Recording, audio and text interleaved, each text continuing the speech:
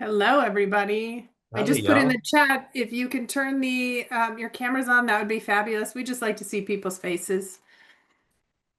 Nice to know people are there. Send me live. Yeah, nice.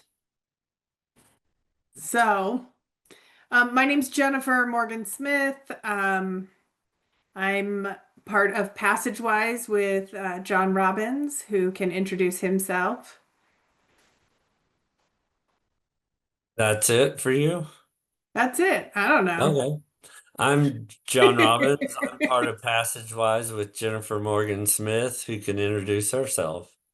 So there we go. That's us. That's us.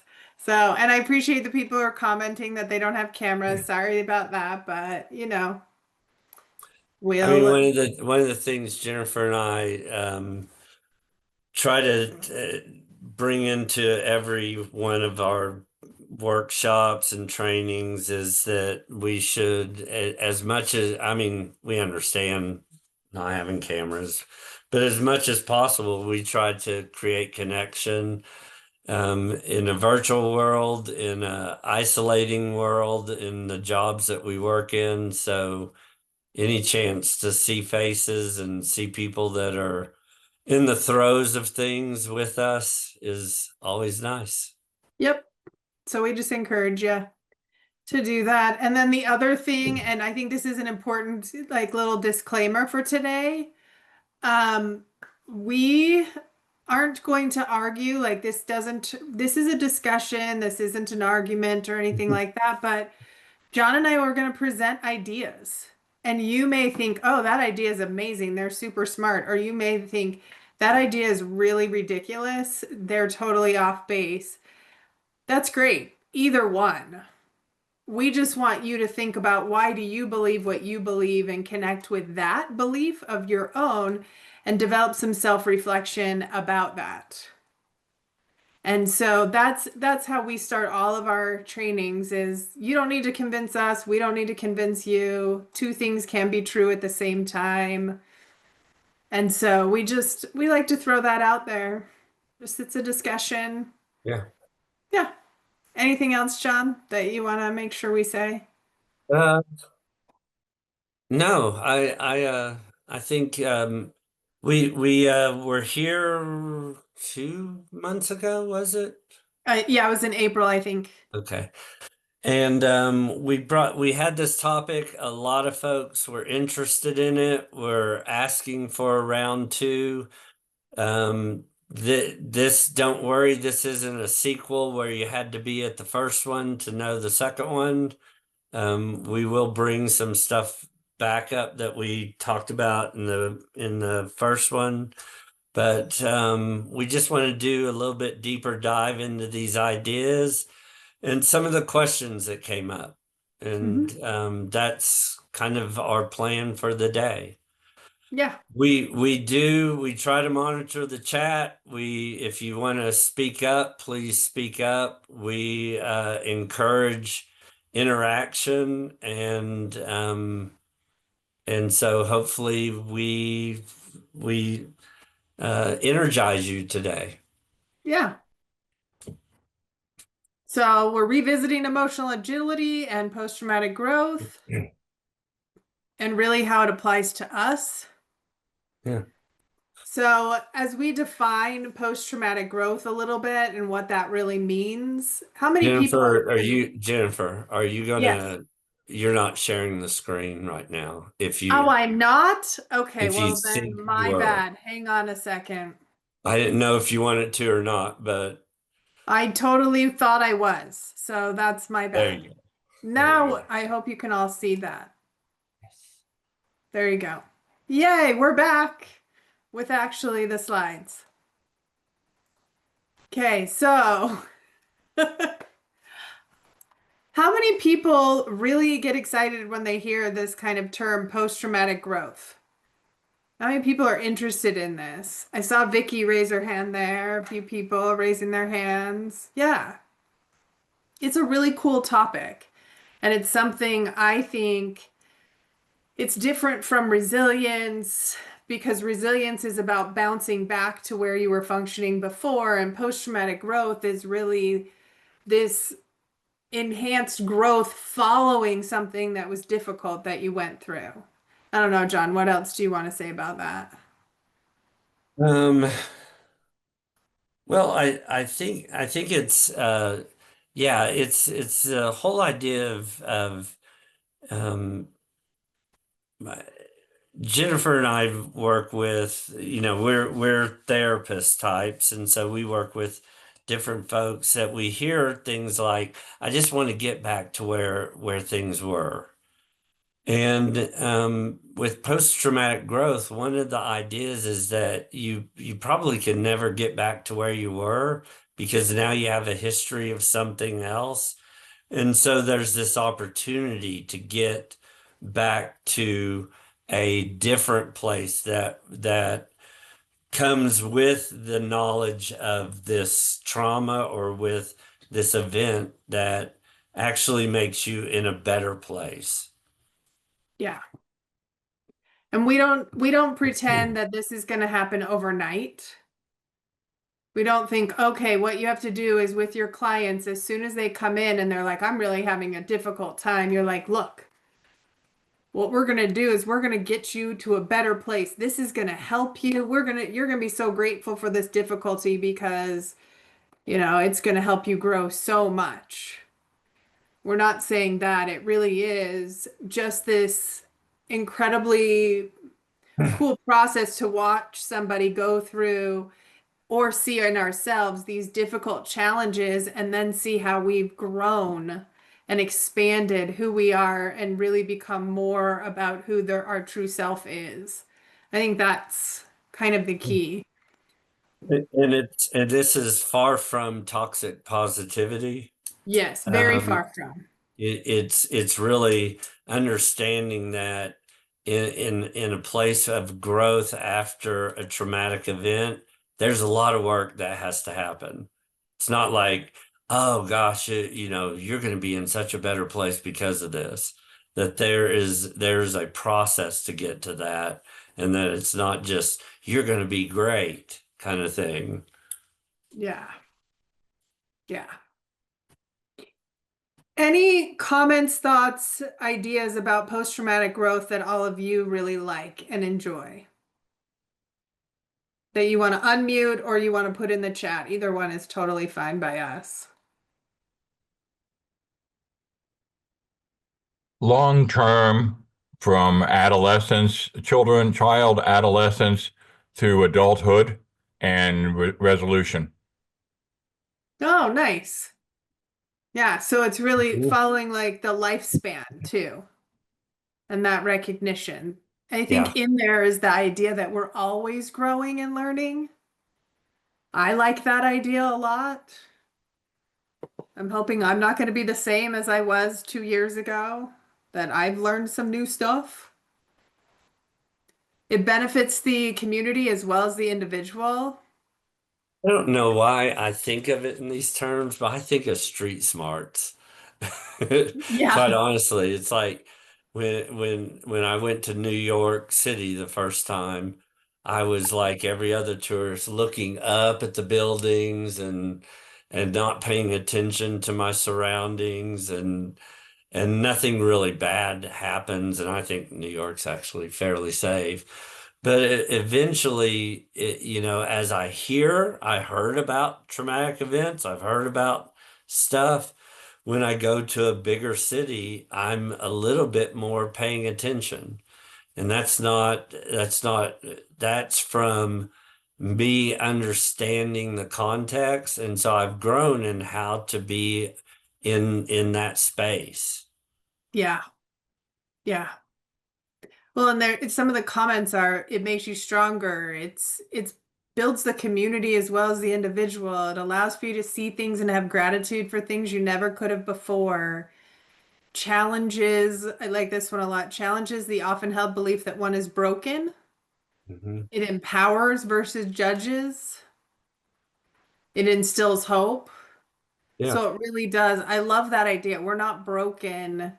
we're just going through the human experience and we're learning as we go along this process. Doesn't mean we want to go back and do it again, but we're learning from it. And I think that's a cool part of this. You've heard me say this, Jennifer, and I may have said it the last time we met here. But I got into this field because of a quote from Milton Erickson, Mhm. and they were interviewing him about being in front of people that were broken and damaged and hurt, and what was it like to be to do that over and over and over and be in front of folks like that over and over. And his response was, I'm not as interested in people's deficits. I'm much more interested in their possibilities. To me, that's just a shift in how to think about the same thing. And it's not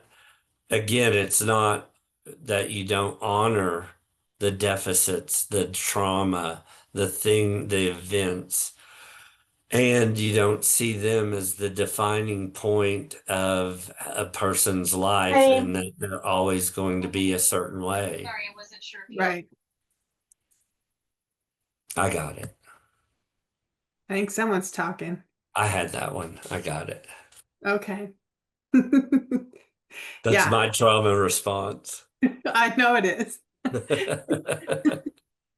Yeah, and I mean that's what's coming up in the chat as well. It's just that appreciation for life. It's living authentically and not ignoring the possibilities.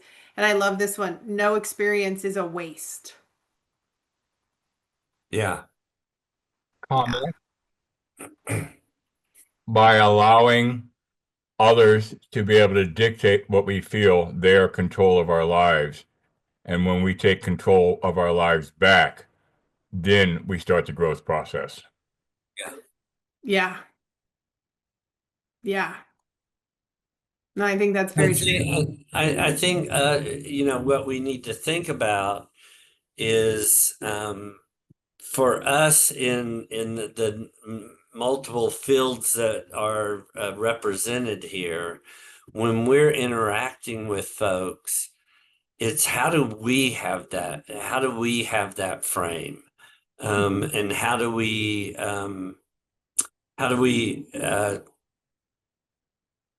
how do we introduce it to other people? Because I think there's times where I get caught up in believing, when you hear as a counselor, when you hear story after story and they're really hard, I can start believing that's just the world. And so it's up to me first and foremost to not just think people are crummy or things are crummy, and how to maintain. Somebody wrote instilling hope. How do I instill hope in myself first? Because it's easy to think about them and the people that we interact with, but are we bringing it, and how do we bring it when there are times where there's plenty of stuff with people that we're interacting with or just in society in general that Mhm. try to convince us elsewise. Is that a word? I I don't know. think it's otherwise. Otherwise. Yeah. Yeah. Yeah, no, I think that's true. I don't know how many people have sat in front of somebody and just been so overwhelmed by the experience that they've gone through that you're like, I don't know how I can help this person. Like this feels like they've got so much on their plate that there's really not a lot of hope. And then the session just kind of goes stagnant because you're sitting there like, I got nothing. Yeah. There's It, nothing I can do to help this person. This is so far gone that and when we lose that hope, when we lose our belief that people can grow, that growth can happen, that people can overcome the difficulties that they've experienced, even the horrific ones. Like they can continue to, move forward in their lives. I think when we lose that, we lose all effectiveness in the room. And Jennifer, I would even say, your example right there, um, we don't just lose hope in them. We've lost hope in ourselves.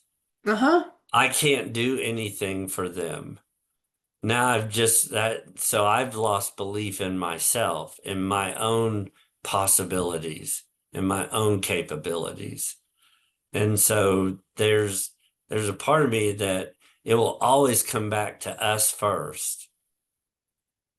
And when there's going to be a flip side, because when I'm talking about them, I need to look at what am I telling myself about me that then projects to them.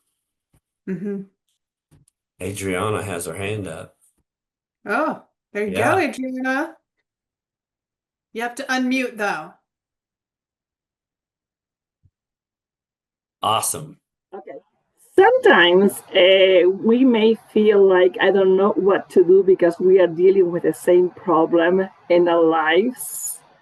So we are kind of doing the, counter transference. It's like, oh my gosh, life is bad. But many times it shows sign that we are kind of burned out, that we need to take a break. That is a time for us to heal, and then we come back with a new perspective. Could be talking to a coworker, could be taking some time off, whatever it is. But it's time to remove our hands from the flame because it's too much. Yeah. Yeah. No, and I think that's a really significant part because this job that we do, this is how we make our livelihood, all of that stuff. This job requires some work on our part, on us, and And us being aware of that. And I think that's different than some other jobs. yeah. And Adriana, what you just spoke to is a demonstration of post-traumatic growth. Mm-hmm. My guess is you have experienced that and you've grown from it so that you have ideas and new ideas of what you need to do with it. The first time you probably weren't in the zone of, oh, I need to talk to colleagues. I need to take care of myself. There's a lot of folks that'll be like, I just need to power through this kind of thing or ignore it or whatever, or not even recognize it. And so that is such a demonstration just right there. Mm-hmm. Go Very ahead, good Audrey. point. One thing is a way to self-empower because we recognize something in us. We know each other, ourselves so well that it's like, man, this is not me. So I have to look inside and say, something needs to change. And maybe that I need to change. Maybe something needs to be done. I am not saying go and flip a hamburger in McDonald's, but sometimes we have to take a step back and say, this is too much. And it's Mm-hmm. fine. It's Mm-hmm. like when we go to the gym and it's like, oh, you got time to go home. Yeah. It's being self-aware, no belief that we can save, quote unquote, everybody. That is our responsibility to create a different world. We have to accept that we are human. And we need that time. Yeah. No, I agree. I think it's that there when we're talking post-traumatic growth for us, I think it's two-part. It's the self-reflection, that recognition, and then there's this other part, and that's keeping our belief that post-traumatic growth is a thing. I think that's why it's nice to talk about this, is that it keeps us when we're looking at the world and going, oh my gosh, do you know how many horrible things happen in the world? Well, we do because we hear about them. And so then that can overwhelm us too. I know I've been there where I'm like, should we even go out in the world? There's a lot of, dangerous things out there. Yeah. And it's that awareness that, yeah, there's a lot of things out there that are really, really terrible. And there's a lot of things that come from this that we grow from. There's a lot of challenges. And so it's the belief, like, even as parents, are we rescuing our kids? Are we rescuing our clients? Because we're like, we don't want them to go through anything difficult. But is there some power in the difficulty, some strength and some growth in that difficulty? And how do we keep that belief alive so that we can allow people to make their own decisions and to go through that struggle as well? I think that's part of that challenge too. Oh, and I think one of the reasons we put these two ideas together was this statement right here of post-traumatic growth. Like I said, I don't think it's positive, this toxic positivity of everything will be all right and you're gonna learn so much from this, and it's an intentionality. And they talk about, Tedeschi and Calhoun talk about, the more an individual engages in deliberate and constructive rumination, thinking about it. Well, in some ways, that's a very male dominated way of thinking about the world and how we will heal, is we got to think our way into this. And there's a part that I think Jennifer and I have found, especially training new folks, is that you can train someone to do something, but if emotionally they're not in the space that feels safe, the training or the education is not going to be enough. I always say, couples come in to therapy and they say, we have communication problems.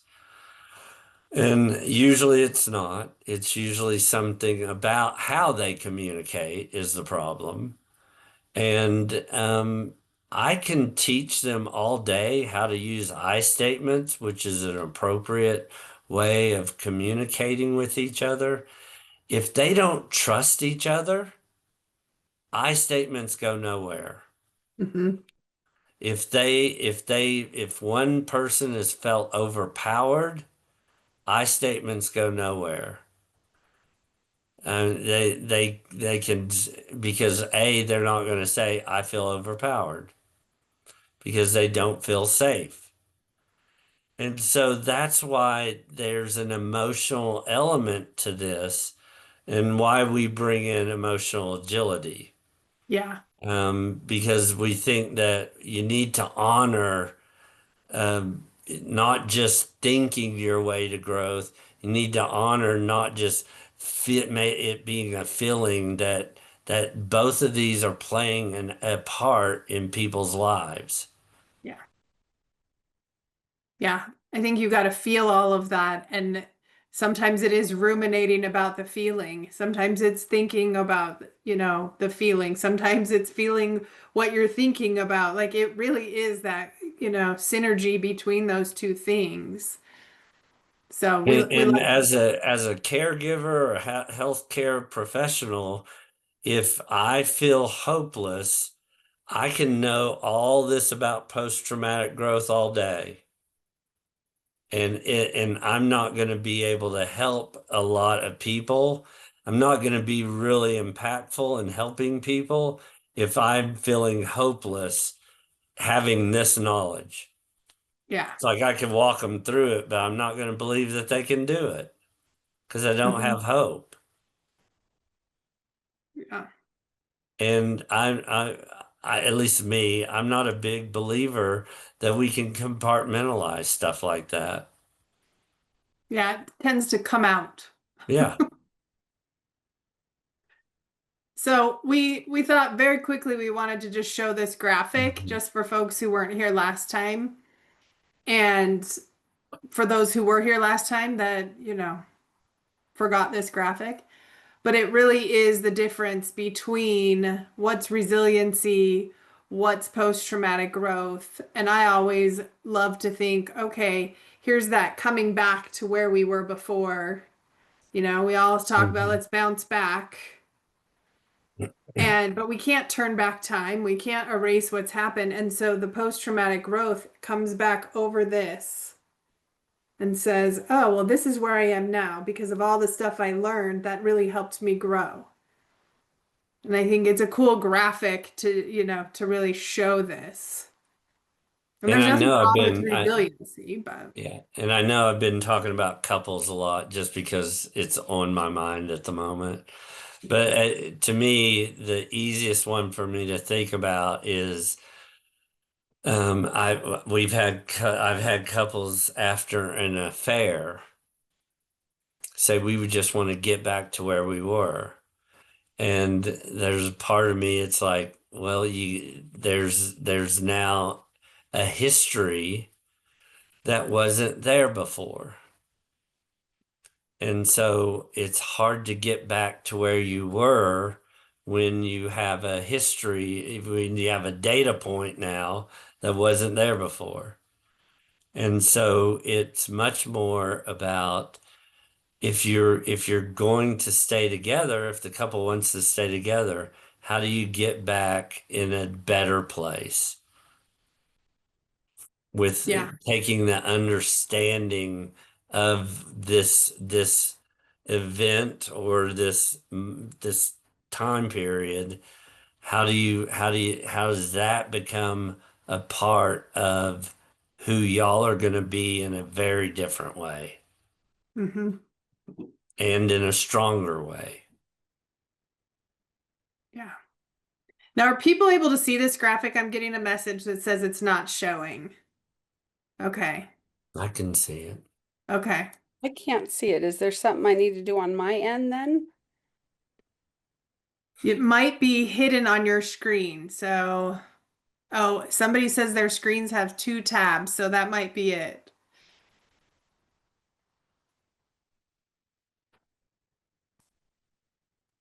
So I'm not totally Oh, sure, Laurie. she Did found you? it. Yay! Look at that. There I'm is. assuming she found it. She's smiling. She's on mute. Yes. That's just because she's in Fiji She or either something. found Look at that that. or she found dog videos, puppy No, videos. I It found makes her it smile. and only wishing I was at the beach, but that's just a prop. It's a fake. Nice. Yeah. No, I mean, this to me, this graphic is a really nice one. I've come to the point that when I get the graphic in my head, I go like this, and I've even said this to clients. I'm like, look we were trying to get back to here, and you know what happened in this whole process? You got back to here. And how cool is that? And I use my hands because I don't haul this graphic around with me all the time. But, having somebody recognize, look at that. Like you're Yeah. here I versus where think you were before. yeah, and I think any one of it, I mean, some of y'all work in schools, and my guess is if you think about it enough, you know some kids that have come through something and they're at a space that is they're much more knowledgeable about how to live in the world of whatever. There's just y'all work in so many different places. My guess is y'all see this often. Hmm. Yeah. So I'm going to move into this as you've been talking, John, about the emotional agility and Yeah. that. I mean, really, what we love about this, and John and I, when we started talking about Susan David, um, we just love the idea that there's not good and bad feelings. It's just these are feelings. And what are they telling you? Which is similar to what we say in the beginning of our trainings is, we we don't know everything. You're going to have a reaction based on your experience and knowledge, and all of these things can exist together. So why can't feelings also exist together? Like, why can't we sit with all of these emotions? And I think a lot of times people come in and they're like, I'm just feeling really sad. I'm grieving. I have this loss and I want to get rid of it. I want this to go away. And I'm like, well, what if we sat with it? What if we sat with your grief and we learned from your grief and we had a conversation with your grief? And then we can move forward. Yeah, and I think Jennifer, we spoke about this last time, but that, again, it kind of comes back to what can we sit with, Yeah. and how do we define emotions, and how do we categorize them? Because our tendency in society is, if we categorize them as undesirable, bad, whatever you want to call it, those emotions we immediately go to getting rid of. Hmm. Um, and if we're doing that, then we're going to be trying to help others get rid of it. If like depression, oh, I have to help someone get undepressed. No more depression. Instead of, can we, like you said, can we sit there with it? Hmm. And before I can help someone even be able to do something like that, I have to be able to sit with it. Yeah. I was just Well, working with some brand new students in the mental health field. I mean, they haven't seen a client yet. And we're training on reflection of feeling. And reflection of feeling is just a basic counseling skill. But what it's there to do is to bring someone deeper into their emotion. And what I was telling the students is, before you can get good at this, you need to be willing to sit with whatever emotion they go to. And if you're not willing to sit with someone in their sadness, in their anger, in their whatever, you're not going to reflect the feeling, because you're going to be real cognitive and keep them away from that because of your own discomfort. And so I think we have to think about, how much emotional agility do we have before we can offer it to someone else. Is, can I sit with emotion that I've categorized as in a way that it makes me uncomfortable? mhm. Well, and there's a comment, Katie said, let's pay attention to, we don't just get to post-traumatic growth and then it's like, oh yeah, Yeah, I've arrived. I'm never gonna go feel those things again. It's like, welcome back. Old friend, why are you showing up, grief? Oh, because I'm being reminded of something that I wish that person was here with me for, and I'm yeah, sad about that. And it's sitting with that and it's showing up, yeah. that emotion. And so these are these key concepts in the idea of emotional agility. But the Yeah, same, let me say this, the same thing goes for emotional agility. And I'll speak to yeah. my own. I grew up not liking conflict. I had family, my whole family was conflictual, and my job was to peacekeep. I was the peacekeeper of my family. And it wasn't a spoken job. I didn't sign on the dotted line, in my job responsibilities. It was just the role I had in my family. And so conflict was bad. And so I grew up with the idea conflict is bad. And I avoided it or deflected it at all costs. And that was not a great trait for a marriage and family therapist. So my training was to get comfortable with conflict. And I've done tons of work over many, many years now. And in a heartbeat, if I'm not paying attention to myself, when conflict comes up, I will deflect it like that. I'll go right back into it because it makes me I'll become uncomfortable with it. So emotional agility is also one that we don't arrive and we're Hmm. there. It's another thing where I'm always having to find, how do I become comfortable with this? How do I stay in a space where I can sit in front of this? Yeah. So I think I mean, we've got a few on our next slide. We've got a few things that people have said to us about all this that we kind of want to break in, like have some discussion, right, John? Yeah. Yeah.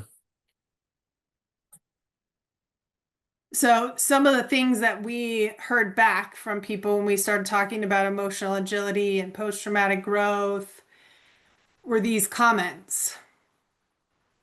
And really it's the first one is, I believe my clients give me new ways to view the world. And my goal is to do the same for them. Yeah, for me, I really appreciated this comment, because I think it then shows that anything we are doing, we are influencing each other. And I think our clients or kids that we're working with, it's how do we give them, to me, it's the way I say it is, how do we not privilege one person's voice over the other? It's like I'm the only one that can give something to other people. Can they give it back to me? And can I be influenced and impacted by it?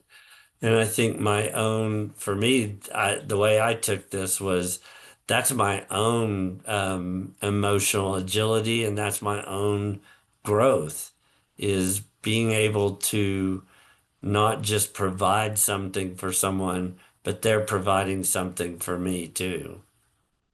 Mhm.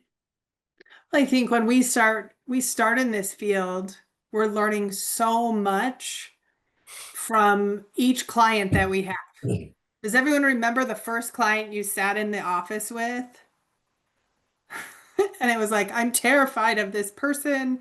I don't know if I'm going to be able to do this, or I'm so excited to sit with this person. Like all the emotions that happen the first time you sit with somebody, and you learn from that experience, and you bring that experience with you to the next one and the next one. And we think that's an example of this post-traumatic growth as well. Yeah. I, So this, just to skip ahead, you like number three. You I you do. were I like number interested in it? 3. Well, what do you have to say about it? So one of the things that I do in my job is I talk about trauma-informed care. And I was in a hospital training some folks on trauma-informed care and talking about culture. And in the middle of the training, we're having this conversation, and this woman, this therapist, stood up in the middle of the room and she was like, "Oh my gosh, I know what's happening to me right now." And I was like, okay, well, now you just stood up in front of all these people. You're going to need to explain and say a little bit more. Because she like jumped out of her seat. And I'm like, okay, so tell me what are you hearing? What's going on? And she said, I just had a new grandbaby. And she's like, I keep calling my daughter every day and telling her, you're not allowed to send that grandbaby. Like, and this baby's like 3 weeks old. She's like, that baby is never going to go to a sleepover.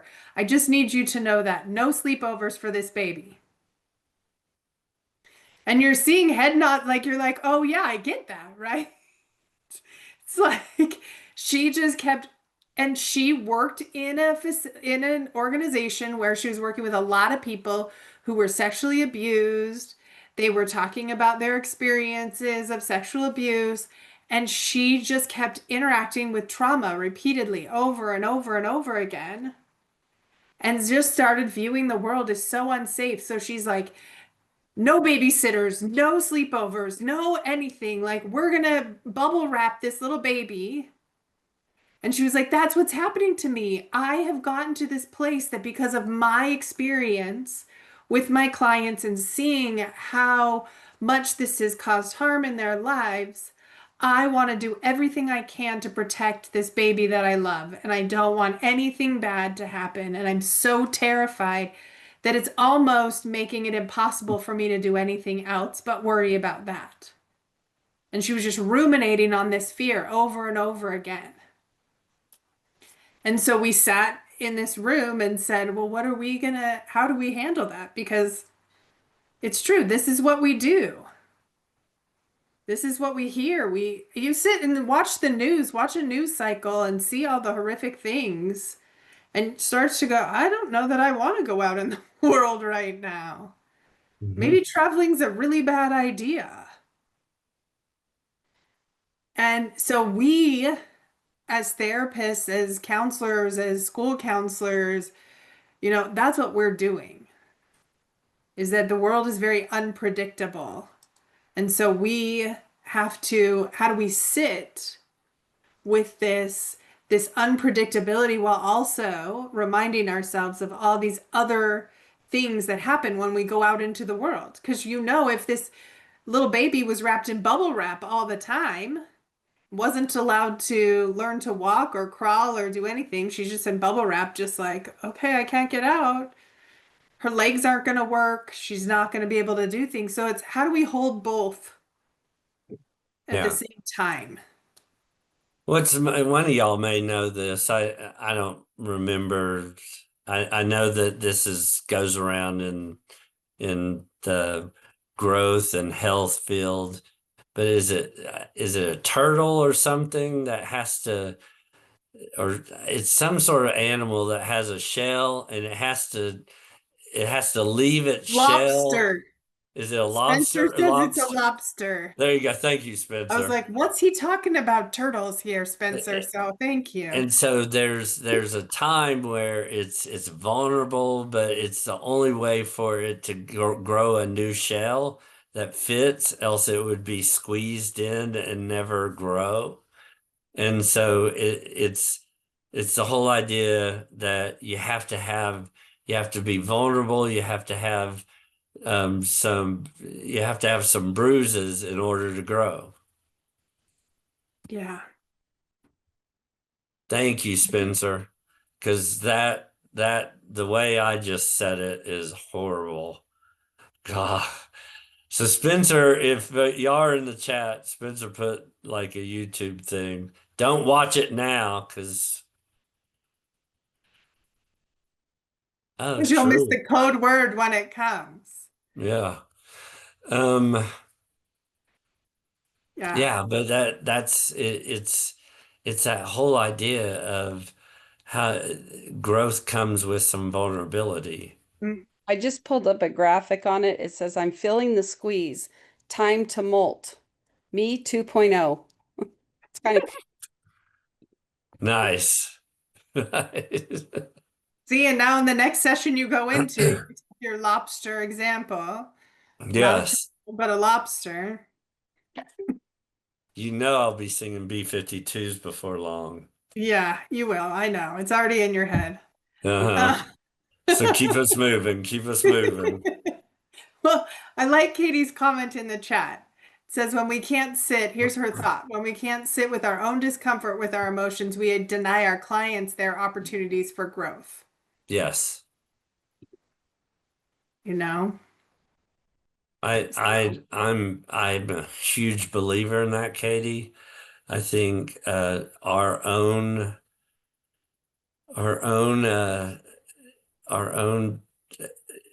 we limit our clients by our own limitations. Mm-hmm. We limit what can happen in an interaction Lobster based is off our own limitations. mushy animal that lives inside of a rigid shell. That rigid Somebody's Lori, watching the mute YouTube video. yourself. Lori's watching it instead of paying attention to us, which is really humiliating to me. Thanks, Lori. I'm sorry. I was just going to save it for later. I didn't know he'd talk. I was just like, oh, I just want to save that link. Lori's at a beach house. She doesn't care. She's only wishing she was. That's Yeah. right. But there's a YouTube on there by Rabbi Dr. Abraham who's talking about what we can learn from the lobster about stress. So something good to check out later. Yeah. Well, and it looks like that's something that Spencer says he's shared with clients. Yeah. It's, I mean, these are all things like I think that these kind of discussions, this is why it's so cool for us as, people working in this counseling field, in this field of mental health and supporting people. We learn so much from each other. And this gives me that energy, like Adriana was talking about, like, how do I prevent myself from getting burnt out in this and getting overwhelmed by this experience? You know, me having an interaction where I can jump on a Zoom meeting and have a conversation with people, that's very helpful for me. It re-energizes. And I want to know how many people, like from this, clients are going to be talking about lobsters. Maybe we're going to up you know, the YouTube count of the lobster video. Yeah. So I thought this one, I think it just points out a really good point. It's something that we've already spoken to a little bit, is in all of these things, it's not burying your head in the sand. Yeah. As we're talking about growing, as we're helping people expand and as we're expanding ourselves, not to deny the fact that there are these experiences and there are things that bombard us that surround us, Hmm. and that we do need to acknowledge. I'm not going to sit here and go, "Hey, Joseph, everything's going to be okay." There's no reason to be worried. The whole world is safe right now, as there's wars and bombings and all this stuff happening. And so it's not burying your head in the sand as you're talking about this. And in fact, to me, I'm a big believer in not just with emotion and thinking, but how exactly, Brandy, how to honor this stuff and honor that all of this is our life Hmm. and how it can play out, how it fits. What your medications are, your current medications are from your My doctor. medications are mute buttons. If I could find my medication is mute. I couldn't find them though. I don't know. I think they figured it out. Ah, good. But yeah, I mean, really, in the world, there are a lot of difficult things happening. And I think, as we were talking about this in April, this was one of the comments but this is part of a systemic crisis and, something in the world that's going on. And we're hearing that. I know a lot of us hold space for people that are going through some really unknowns. And there's a lot of unknowns going on in the world right now, and a lot of fears and uncertainties. And so it's how do we sit with all of that? And then say, and not sound like we're the silver lining providers of, oh, you know what? It's okay. Things get better. Like we're not suggesting that you say that. It's like, how do you sit in all of the societal oppression factors, domestic violence, racial profiling, school shootings, political systems of oppression, like all of these things, these unknowns that are going on and known. Some of these are very known to us that they're happening, and not ourselves get so overwhelmed in it. How do we validate and sit with somebody in that while also helping to sustain that? What can we do? How Well, do, and you know? and Jennifer, I think, there's there's been some folks that I've talked to around the unknowns or the unsafe, where it's not their first experience with it. It may be a Mhm. new experience, and it may be a more unsafe experience, but it's not their first experience.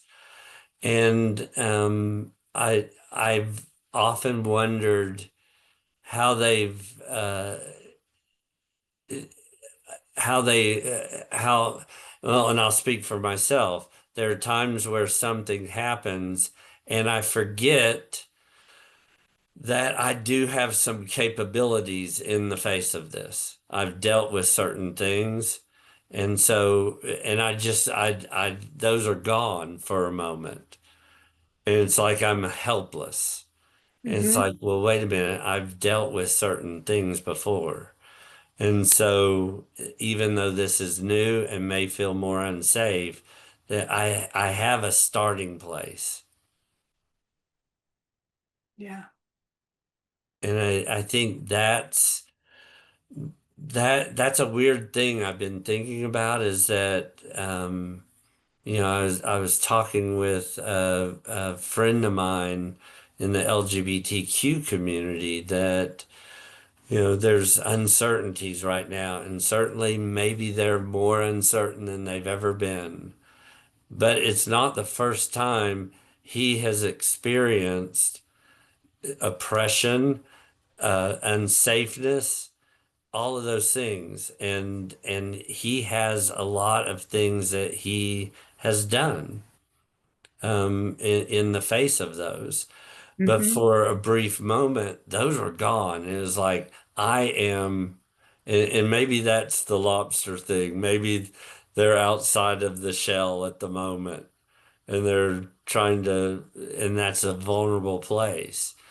Um, but for me, it is a matter of honoring that and also understanding that they bring to our conversation a lot of capabilities, Yeah. a lot of things they already have from their history. They know some things. And I'm thinking we've got a question in the chat that's out for everybody, that Lorena put in here, and I'm wondering if this might be something to, Sure. this is like a concrete thing here. When you're sitting with someone in their grief, depression, whatever, what are some key phrases you use and what do you say? And we've had people say, let's sit with that for a minute. This emotion is so understandable, so normal, and makes so much sense.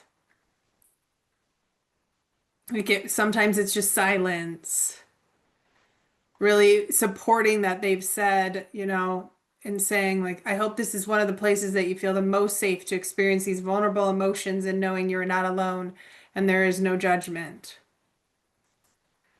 I, And I I think, was talking about, there are times where trying to get rid of the feeling becomes the problem, yeah.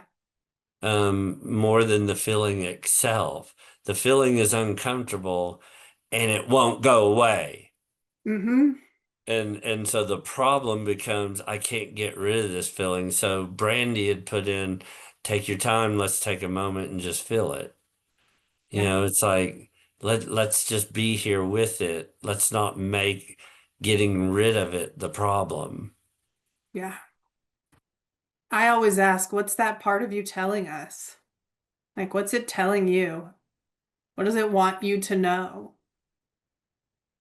I think these suggestions are great They are. if we as the healthcare providers can sit with that. Right. Are we okay with it? Because these are great suggestions for those that are okay with it. If you can't stand being in front of grief, these suggestions, you'll say them. You may say them. You may not even say them.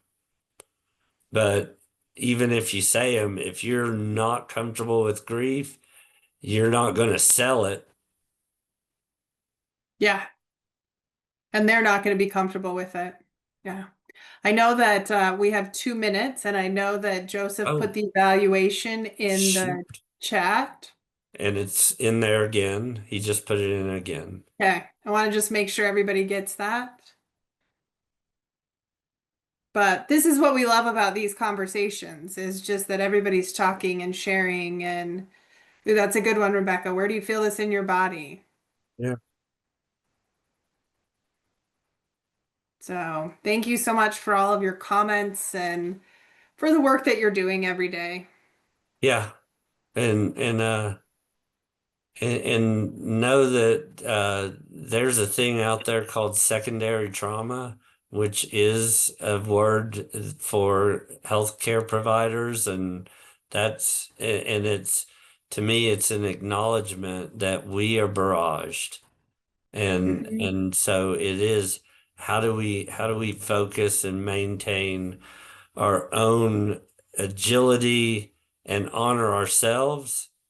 And one of the ways, to go back to how we started, one of the ways we believe you honor yourself is don't disconnect from the world, and don't disconnect from this community. And so Yeah. we love that there's 150 people that were in this, and even though it's not, my old school traditional connection, it's still a place where we can come and see people and wink at them and say, I know where you've been, I know what you do, and I see you. Yeah. Yeah. So thank you so much. Thanks, y'all, for being here. I want to make And sure everyone got any questions answered that they might have had. Is there anyone else that had anything they wanted to ask Jen or John before we end today? You can either do that in the chat or just unmute yourself, jump right in, ask your question. Don, it was just good to hear from you again. You were just spoke at our conference in Southern Utah. So thank you. Oh, yeah. thanks for being there. I Yeah. saw, yeah, you were right. I know exactly where you are. You know what I'm talking about? Yeah. Yes. Yeah. Thank you. Great. Well, if there's no other questions, I think we'll go ahead and end today. But thank you again, Jennifer and John. Your presentation was amazing. I think it answered a lot of questions that we had, and gave us some really good material to, implement in some sessions coming up. So thank you for that. Yeah, thanks for Joseph. having us, as always. We Yeah. appreciate you having us here.